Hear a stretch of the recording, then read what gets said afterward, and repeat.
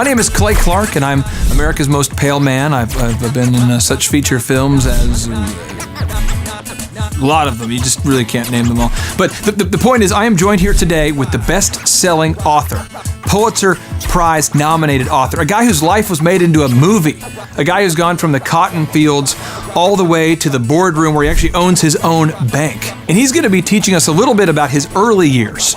We all have to start somewhere, and he's going to be teaching us about how he kind of grew up, how he grew up into this mogul, what we call today. But he started somewhere, and he's going to be walking us through his early years, how he did it.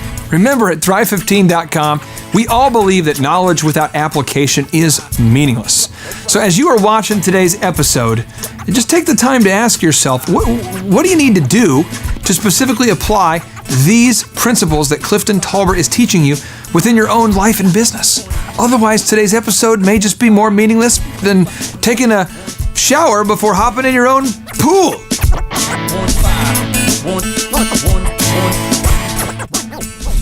Well, Brother Clifton Taulbert, how are you, sir? I'm good. Hey, it is an honor to have you here. For those of you watching at home who don't know this guy's been putting up with my harassment for, I believe, a decade. You've known me since I was a little boy. So let's dive right into it here. Where did you grow up, my friend?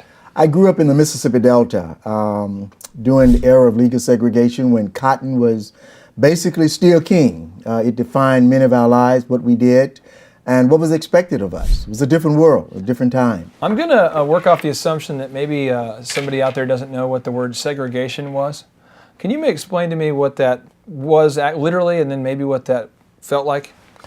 You know, when I think about it, Clay, it's and it's good that we have to explain it because there was a time in America's history when there was no need for an explanation. But it was simply meant that the races were totally separate. White people did their thing, black people did their thing, and there were some few people in the middle that could kind of move in and out. But for the most part, it was the separation of the black race and the white race. So what was your childhood like growing up amidst this segregated culture? You know, I think about this often. How does one grow up in an environment that has already been predetermined by someone else? An environment that already tells you how high you can jump, how far you can fly, and even where you're going to land.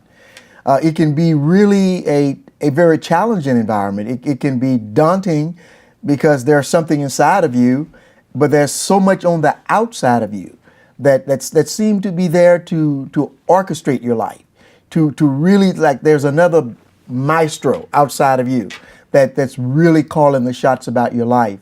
And it really hampers one's ability to really grab hold of their own dreams. At least that is what it was designed to do. Where were you really born in a cotton field or on Did you see the movie? I mean, was this just the movie? Was this just made up for the movie? All right.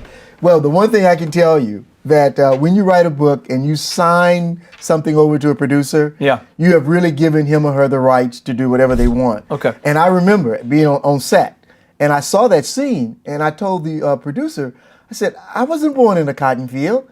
He said, but you are in this movie. Okay. So that's it.